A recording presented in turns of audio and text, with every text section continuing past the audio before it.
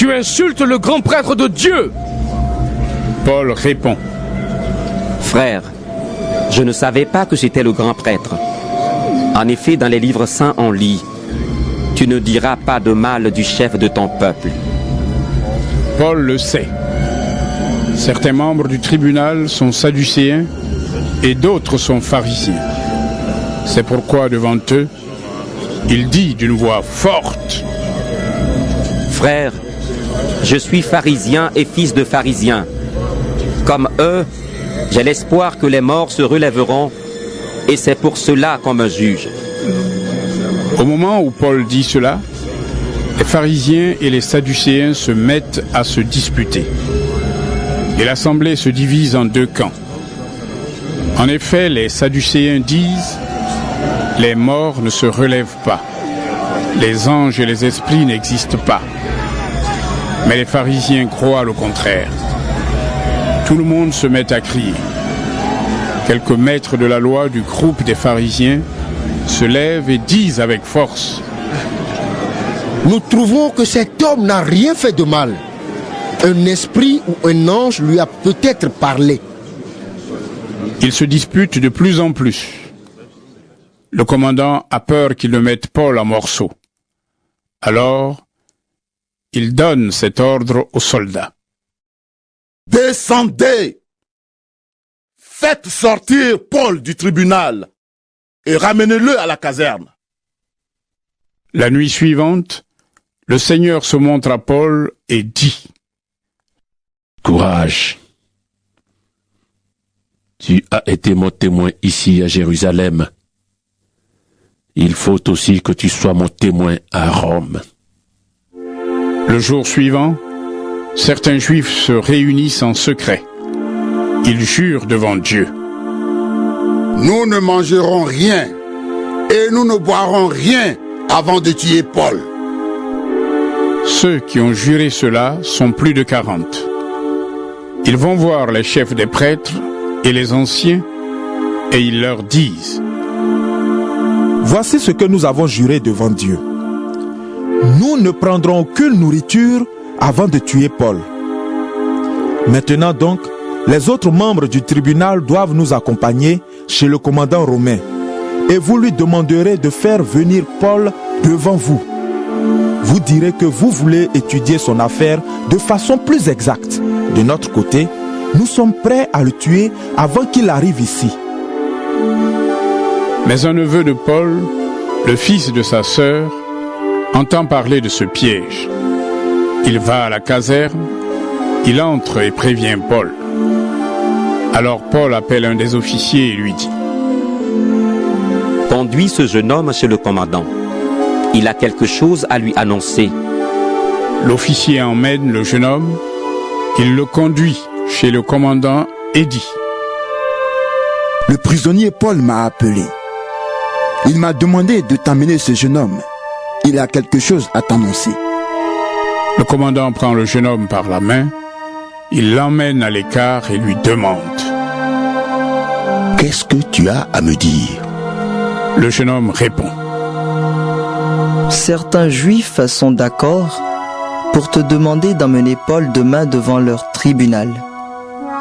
Ils diront qu'ils veulent étudier son affaire de façon plus exacte, mais ne les crois pas. En effet, plus de 40 hommes vont tendre un piège à Paul. Ils ont juré devant Dieu de ne rien manger et de ne rien boire avant de le tuer. Maintenant, ils sont prêts. Ils n'attendent plus que ta réponse. Alors le commandant dit au jeune homme: Ne raconte à personne ce que tu viens de me dire. Puis il le laisse partir. Le commandant appelle 2 de ses officiers. Il leur dit: Rassemblez 200 soldats, 70 cavaliers et 200 hommes armés. Ils doivent être prêts à partir pour Césarée à 9h du soir. Préparez aussi des chevaux pour conduire Paul en toute sécurité devant le gouverneur Félix. Ensuite, le commandant écrit une lettre. La voici. Claudius Lygias envoie ses salutations à son Excellence le gouverneur Félix. les Juifs ont pris cet homme que je t'envoie et ils allaient le tuer. Alors, je suis arrivé avec mes soldats et je l'ai délivré. En effet, j'ai appris qu'il était citoyen romain. J'ai voulu savoir pourquoi certains Juifs l'accusaient, donc je l'ai emmené devant leur tribunal. J'ai vu qu'ils discutaient avec Paul au sujet de leur loi. Voilà pourquoi ils l'accusaient. Mais il n'y a aucune raison pour le faire mourir ou pour le mettre en prison. On m'a prévenu que ces gens voulaient lui tendre un piège. C'est pourquoi je t'ai envoyé cet homme tout de suite. J'ai demandé à ceux qui l'accusent de porter plainte contre lui devant toi. Les soldats font ce que le commandant leur a ordonné. Ils emmènent Paul et pendant la nuit, ils le conduisent jusqu'à Antipatris. Le jour suivant, les soldats retournent à la caserne et ils laissent les cavaliers continuer la route. Les cavaliers arrivent à Césarée, ils donnent la lettre au gouverneur et lui amènent Paul. Le gouverneur lit la lettre et demande à Paul: « De quelle région es-tu » Paul répond: « De Cilicie. » Le gouverneur lui dit: « Je t'interrogerai quand ceux qui t'accusent seront là. » Et il commande de garder Paul dans le palais d'Hérode le Grand.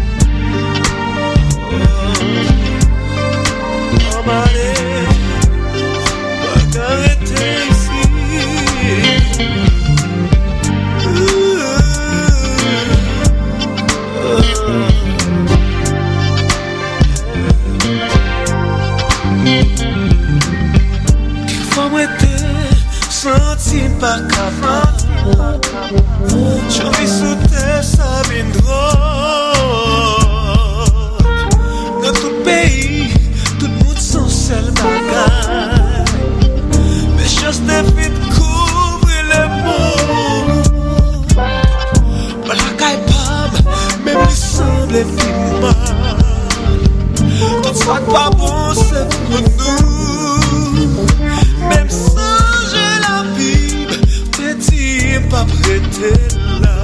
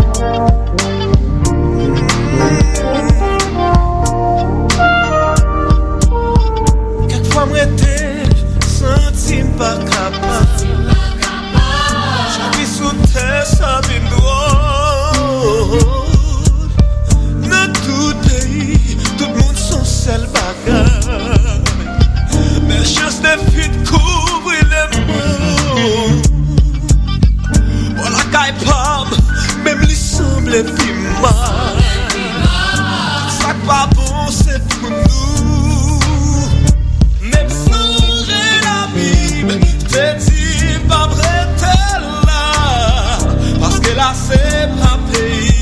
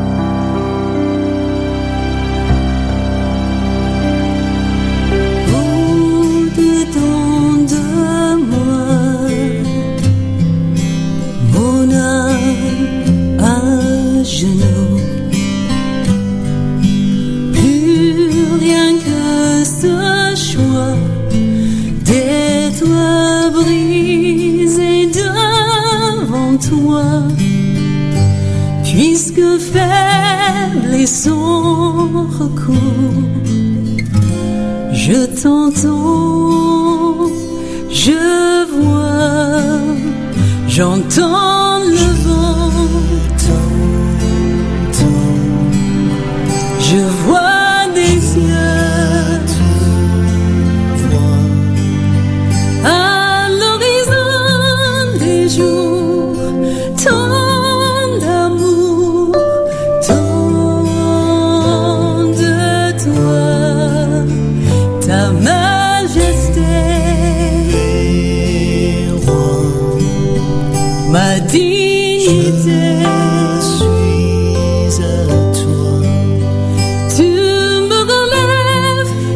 Tout ce que je suis retrouve